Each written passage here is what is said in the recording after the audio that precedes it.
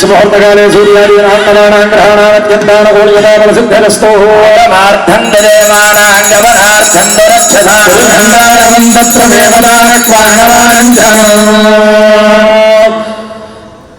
కాగడాలు వెలుగుతూ ఉన్నాయి. స్వామి దీపారాధన పూర్తయింది. ప్రయాణంతో సహా సంకల్పం జరిగి విఘ్నేశ్వర పూజ పుణ్యాహవచన కార్యక్రమాలన్నీ పూర్తయ్యాయి. కాబట్టి సంకల్పంతో కళ్యాణం కార్యక్రమంలోకి వెళుతూ ఉన్నాం. ఒక్కసారి దేవతా ప్రార్థన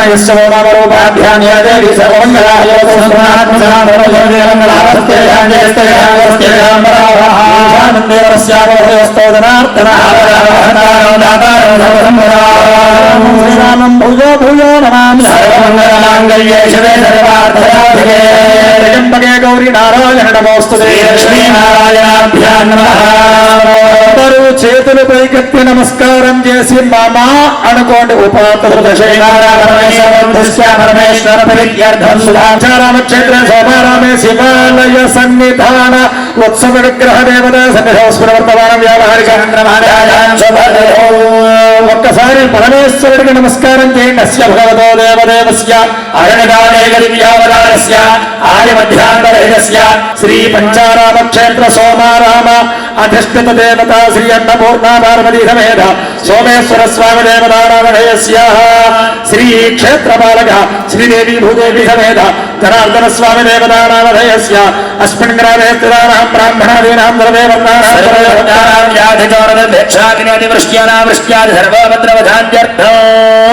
ఇక్కడికి విచ్చేసిన భక్తజనులందరూ కూడా మీ గోత్రం, మీ పేరు, మగవారి పేరు, తర్వాత ఆడవారి పేరు, ఒక్కసారి మీ కుటుంబ సభ్యులందరి పేర్లు తలుచుకోండి. నామధేయానాం ధర్మపుత్రసమేతానాం సహకుటుంబానాం క్షేమస్థైర్య ధైర్య విజయాభయ ఆయురారోగ్య అష్టైశ్వర్యాభివృద్ధ్యర్థం అందరూ నమస్కారం చేస్తూ చెప్పాలి. మమ మమ ధర్మార్థ ధర్మార్థ కామమోక్ష కామమోక్ష చతుర్విధ చతుర్విధ ఫలపురుషార్థ ఫలపురుషార్థ సిద్ధ్యర్థం. చక్కగా సంకల్పం జరిగింది. లమిత్య పంచపూజ ఆ వచ్చినటువంటి అర్చక స్వాములు, ప్రధానార్చకుడు స్వామివారికి ఆ గణపతికి లమిత్యాది పంచపూజ చేస్తున్నారు. కార్యక్రమాన్ని నిర్వర్తిస్తున్నారు. చూడండి, గణపతికి లమిత్యాది పంచపూజ చేసి హారతిచ్చారు. గృహ గోభాండ ఆత్మ ద్రవ్య స్థల శరీరములు ఇక్కడ ఎంత పవిత్రంగా, ఎంత అన్ని శుభ్రత చేసుకుని పెట్టుకున్నా తెలుసో తెలియకో ఏవైనా కొన్ని అపవిత్రాలు ఏమన్నా ఉన్నాయేమో. స్వామి పరమ పవిత్రుడు. ఆయన బయలుదేరి ఇక్కడికి వస్తుంటే ఏవైనా కొన్ని ఆ అస్పృశ్యతా దోషాలన్నీ తొలగడం కోసం అదిగో పుణ్యాహవచన కార్యక్రమాన్ని చెరుకూరు రామకృష్ణ శర్మ గారు ఆలయ ప్రధానార్చకుడు ఒక కలశలో ఆ వరుణదేవుణ్ణి, మరి ఒక కలశలో వక్తు పురుషుణ్ణి, మరి ఒక కలశలో బ్రహ్మదేవుణ్ణి ఆవాహన చేసి ఆ మూడు మంత్రాలలో జలాలనే అభిమంత్రణ చేసి మంత్రపూర్వకంగా క్రియాకలాపాన్ని జరిపించి అనంతరం ఆ జలాన్ని ఆ స్వామి విగ్రహాల మీద, ఇక్కడ వాడేటువంటి పాత్రల మీద, పదార్థాల మీద, వేదిక మీద ఒక్కసారి ప్రోక్షణ చేయడం వల్ల స్వామి యొక్క కళ్యాణం చేసేటువంటి అర్హత మనం పొందుతున్నాం. కాబట్టి ఆ కార్యక్రమాన్ని చేస్తున్నారు. అనంతర విషయాన్ని చెబుతున్నారు. ఒకరు తపస్సుకి మరొకరు ఫలముగా లభించినటువంటి వారు పార్వతీ పరమేశ్వరుల. మనందరికీ తెలుసు, అమ్మవారు తపస్సు చేసిందండి ఒంటికాల మీద. ఆమె పంచాగ్నుల మధ్య నుంచి తపస్సు చేసిందిట. నిలబడి ఒక కాలు మీద నిలబడిందిట, మరొక కాలు ఇక్కడ పెట్టుకుందిట. చేతులు రెండు పైకెత్తుని నమస్కార ముద్రతోటి కాళ్లతో అలా సూర్యుడిని చూస్తోంది. 4 ప్రక్కల 4 అగ్నిహోత్రాలు పెట్టుకుందిట. అక్కడ మధ్య నుంచుని పరమేశ్వరుడు నాకు భర్తగా కావాలి అని తపస్సు చేసిందిట. మరి అమ్మవారు చేసిందంటే అమ్మ అప్పుడే అంటారు అపర్ణ అంటారు. అపర్ణ అంటే పర్ణములు అంటే ఆకులను కూడా తినకుండా, నీళ్లు త్రాగకుండా, గాలి పీల్చకుండా తదేక భక్తితో పరమేశ్వరుడి కోసం తపస్సు చేసిందన్న. అపర్ణ అంటే రుణాన్యపహంతీత్యపహరణ అని కూడా అంట. మనకుండేటువంటి రుణములన్నీ కూడా పోగొట్టేటువంటిది కాబట్టి అపర్ణ అని కూడా చెప్తారు. అలా అమ్మవారు తపస్సు చేసింది బాగుంది. అయ్యవారు కూడా తపస్సు చేశారట. పార్వతీదేవినే భర్తగా భార్యగా పొందడం కోసము ఉన్నారు. అంటే లోకంలో భార్యకు మంచి భర్త దొరకడం, భర్తకు చక్కటి భార్య దొరకడం కూడా చాలా అదృష్టం అన్నారండి. అది పార్వతీ పరమేశ్వరుని చూసి నేర్చుకోమన్నారు దంపతులు లోకంలో. అందుకనే ఎలా ఉన్నారు పెద్దవాళ్ళు ఎవరైనా మన ఇంటికి వస్తే పార్వతీ పరమేశ్వరులాగా ఉన్నారంటారు తప్ప ఇంకోనేమన్నారు.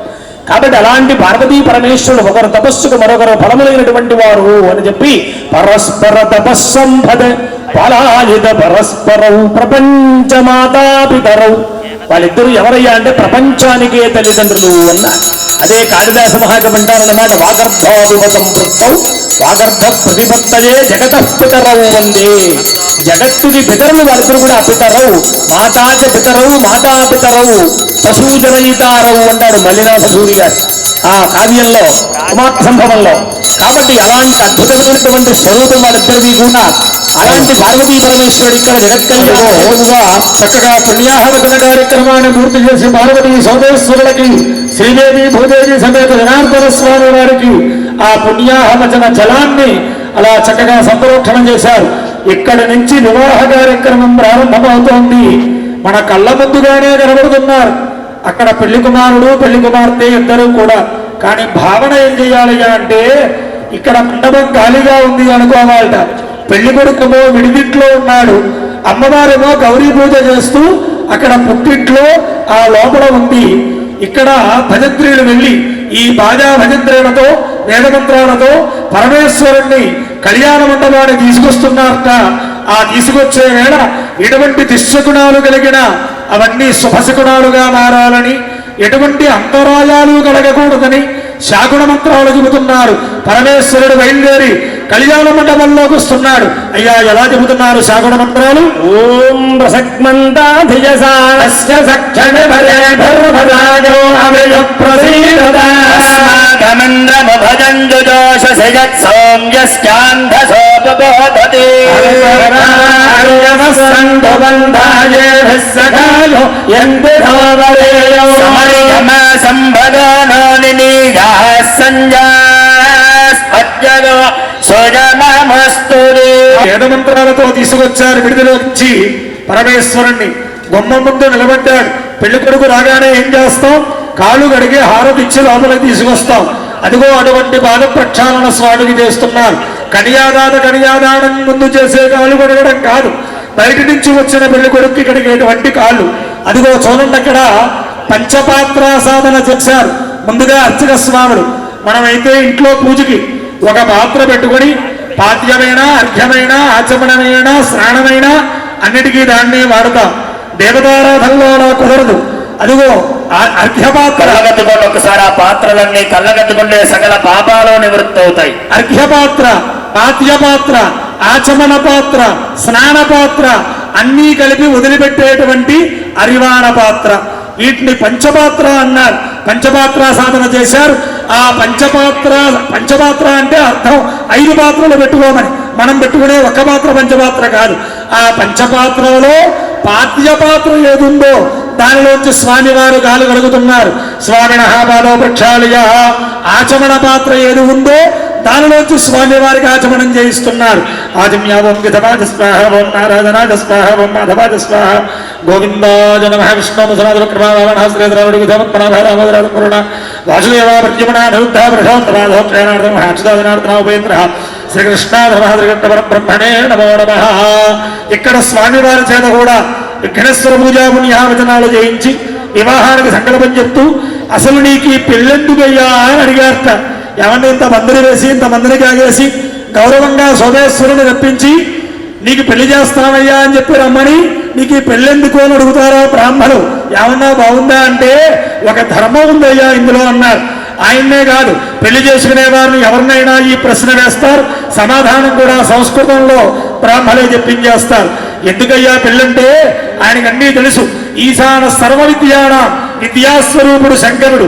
పెళ్ళెందుకు ఆయన చెప్పాడు. ధర్మ ప్రజా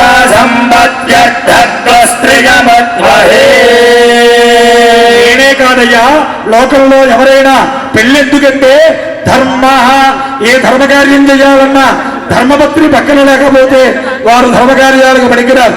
అందువల్ల పుణ్య భక్తిప్రదమైన కార్యాలు చేయడానికి ధర్మపత్రిని పొందడానికి ఈ వివాహం అన్నారు. రెండవది ప్రజా, మనల్ని ఉద్ధరింప చేయడం కోసం, ఉత్తమ గతులు కల్పించడం కోసం, ఉత్తమ సంతానాన్ని పొందాలంటే వివాహం ద్వారా పుట్టిన సంతానమే కర్మాధికారులు అవుతారు. అందువల్ల సంతానం కోసం. మూడవది అర్థ, వివాహం అయ్యాక ఏ దేవతా కార్యాలు, ఇటువంటి ఏ ఉత్తమమైన కార్యాలు చేయాలన్నా ధనం మూలమిదం జగత్తు, డబ్బు లేకపోతే ఏ కార్యక్రమాలు జరగవు. అటువంటి ధనం సంపాదించాలంటే 4 ఆశ్రమాలు ఉన్నాయి మానవుడికి. వివాహం ముందు బ్రహ్మచర్యం, వివాహం అయిన తర్వాత 60 ఏళ్ల తర్వాత వానప్రస్థం, తర్వాత సన్యాసం. ఈ 3 ఆశ్రమాలు డబ్బు సంపాదించకూడదు. వివాహం అయ్యాక ఉండే ఈ 22వ ఏట నుంచి ఆ 60 ఏళ్ల వరకు ఉండే మధ్యకాలం ఉండే గృహస్థాశ్రమం, ఇక్కడే సంపాదించాలి డబ్బు. అందుకని డబ్బు సంపాదించే అధికారం పురుషుడికి పెళ్ళయ్యాక భార్య ద్వారానే వస్తోంది. ఈ 3 అధికారాల కోసం వివాహం చేసుకుంటున్నానని సంకల్పం చెప్పారు. స్వామి కుడి చేతికి కట్టేటువంటి రక్షాబంధనం, అమ్మవారి ఎడం చేతికి కట్టేటువంటి ఆ గౌరీ కంకణాలకి అర్చన చేయిస్తున్నారు. ఆ విషయాల మీద 4 విషయాలు మనకి వివరిస్తారు.